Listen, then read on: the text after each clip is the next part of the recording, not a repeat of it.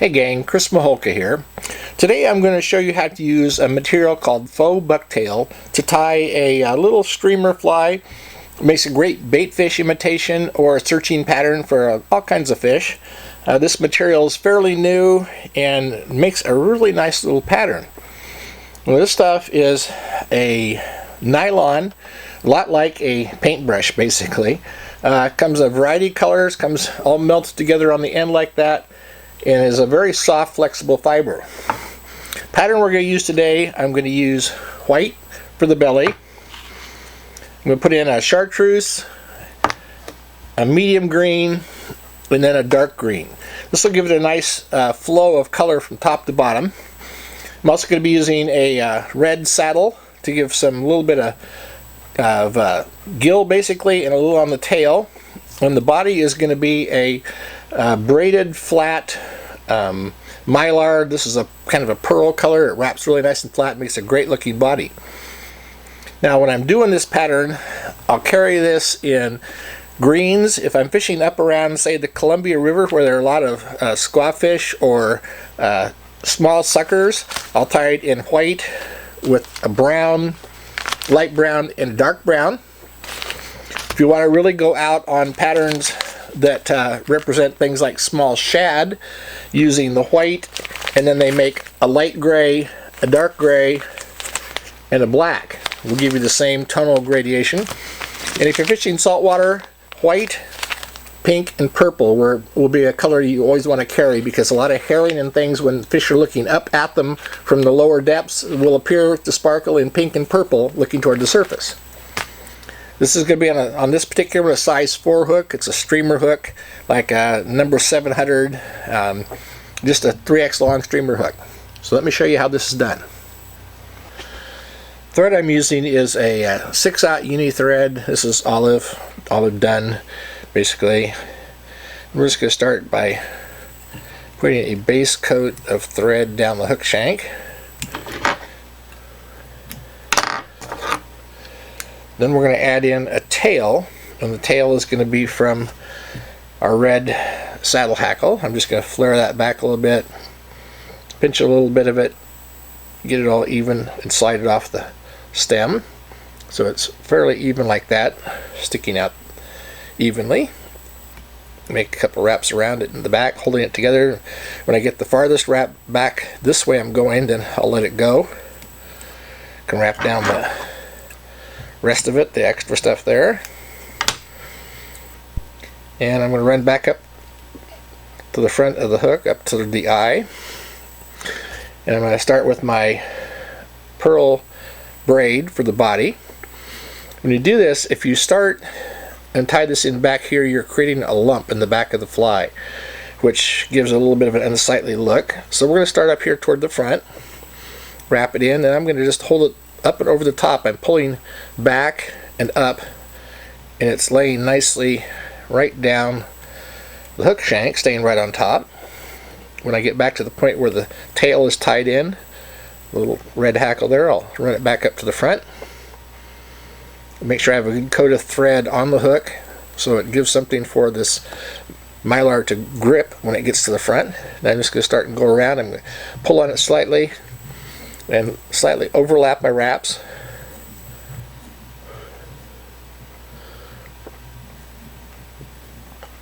This gives a nice flat, smooth body. Get up to the front, about one wrap behind the eye of the hook. I'm going to come up and tie that off just by crossing over it, making a couple wraps around it.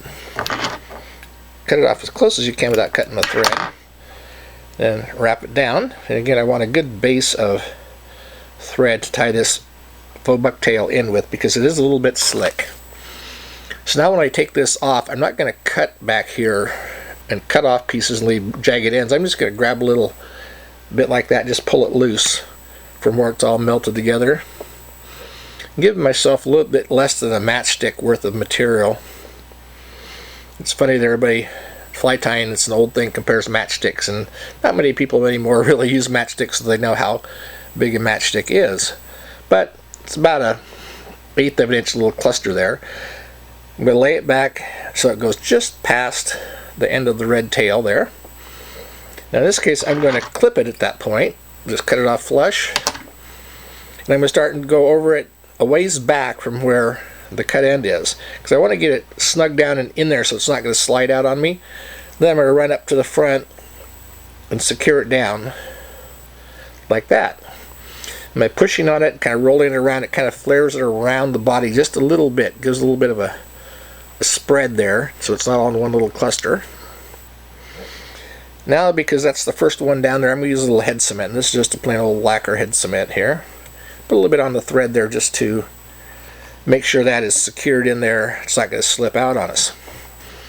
Next, I'm going to go with my chartreuse. Same kind of thing. Grab a little bit, pull it off. And I got a whole bunch there, but we'll just keep separating it out till we get the amount we like. About like that. About the same as the white. I'm going to lay it the same length as the white. And I'm going to cut it, but I'm going to cut it a little bit shorter. Hard part of this fly that's difficult is keeping everything from sliding off the hook or sliding out the back or going around the sides. So I'm holding this together as a real tight little cluster on top while I wrap over it.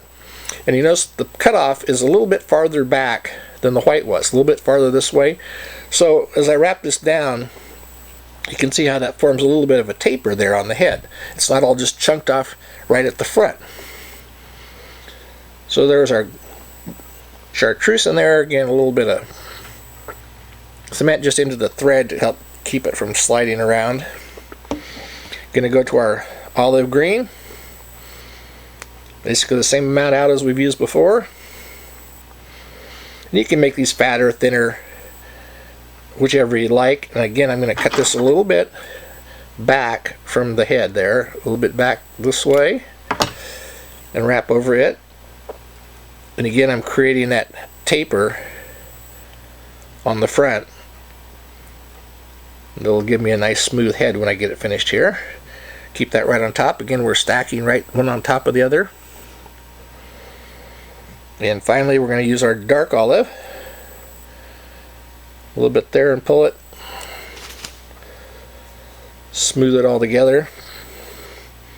And this one can be a little bit longer than everything else, just a tiny bit. Now this, when I cut it off, I'm going to cut it off right behind where I want it to be on the eye of the hook. So this will sit right up to the eye of the hook like that. Make sure it's even, so it slid around on me a little bit. And the reason I did that is because when I wrap over it now back here to hold it in place, back of the head, it holds it in place nicely, keeps it stacked right on top of the fly, so our fly is uniform and even. Now when I go forward, it allows me to pull those little cut ends down, and if the thread slides off, that's okay, because you're trying to build up a little bit of a reservoir of thread in front, right down here where it slid off. And that just helps form the head. Again, I'm going to go a little bit back because you want all these to be wrapped off to right about the same point. You don't want thread showing on one layer or the other back there behind. So now that my thread's back here, I'm going to add a throat. A little bit of gills. Again, we're going to go back to our red saddle. Pull some fibers out evenly like that.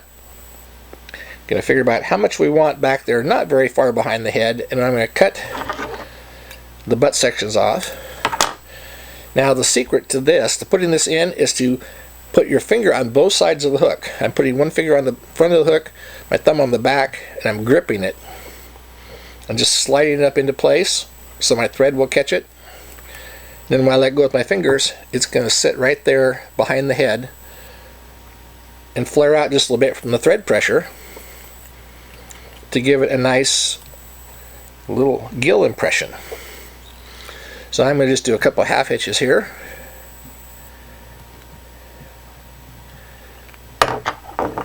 And cut the thread. So the tying part of the fly is done. Now we're going to add our eyes. So the eyes I'm going to use,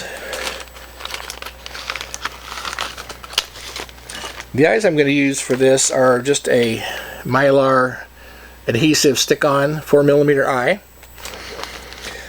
To make the eyes stick, you hear a lot of people ask, how do you keep the eyes on while you're working on the fly? It's really pretty simple if you have some UV glue. This is Loon's thin finish. All I'm going to do is take and put a small drop of this right where the eye goes.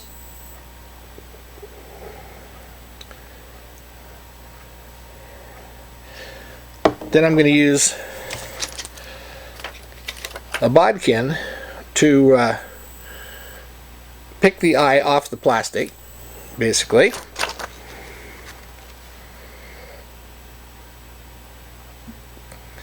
Now, part of getting the eyes perfect on these is that glue is liquid. It's not setting up, it's not hardening. So you can move the eye around till you get it balanced just right so it's nice and flat and even. And you can even go as far as holding it in place with the bodkin while you hit it with the UV to cure it in place. I'm going to get it just exactly where I want it there before I hit it. Right there. Now I'm going to cure that. Now that UV cement is going to hold that in place so it doesn't move around. It's solid. I'm going to go back to the other side, do the same exact thing, and now we can use the glue again to put our eye in place but not have it locked in place until we get it balanced out where we want it so the eyes are even and uniform. Nothing I hate worse than looking at a fly and the head is all wonky after it's been tied really nicely. So those two now align really nicely, even on both sides, same height, same distance back from the eye of the hook. So I'm going to use the UV and I'm going to set those.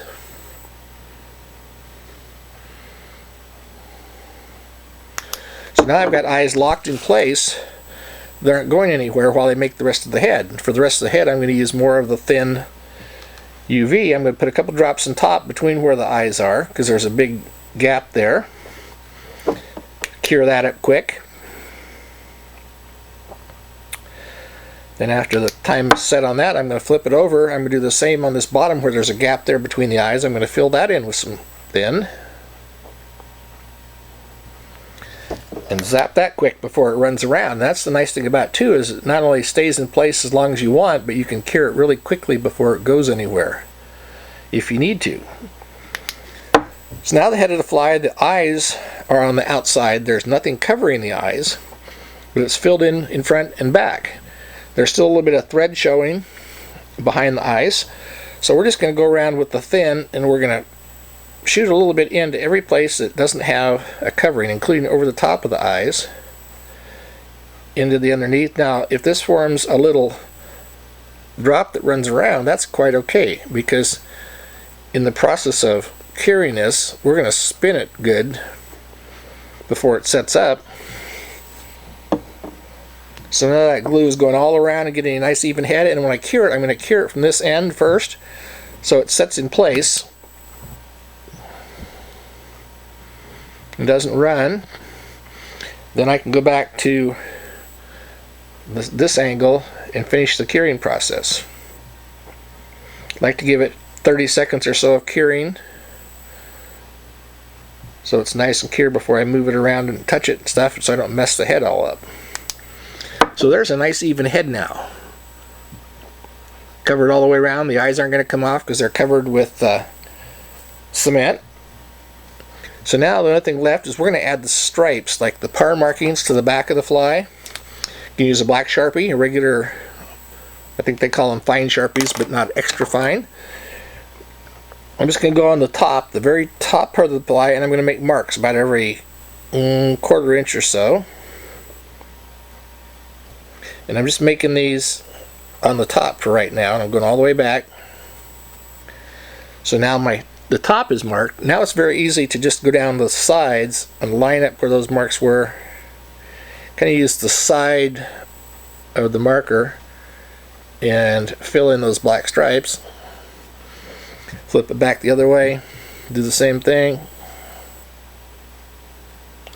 Quite honestly, the hardest part about this fly is not getting stripes on the body of the fly.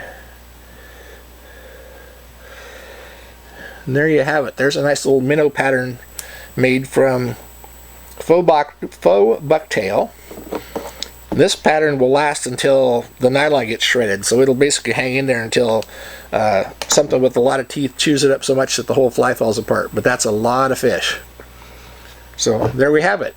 Give some a try, tie some up, and you'll be really happy with the results they give you. Thanks for watching.